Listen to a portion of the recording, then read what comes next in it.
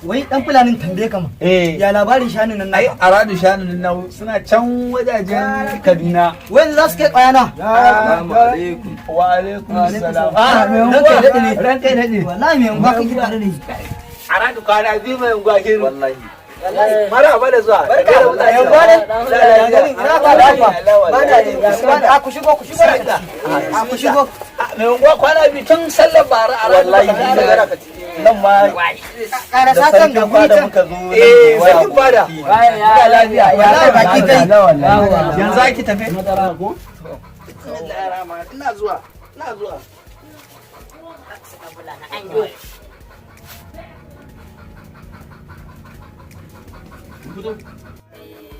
am alimai ana nan ko ana nan to gashi sai a ba fura ce dan taba ga fura ce fura ce ba kwa gayya a to ai ka san da baka ne ka san mu abincin namu na fulani yawanci fura ne kai gari ya ji kaji fura ta haɗi kai wallahi dan fulani ya ji daɗin haɗin nan ai a arzikin ba da hik no. kaji fura ta haɗi fura ta haɗi kai ka ba ku ne daga gari da zan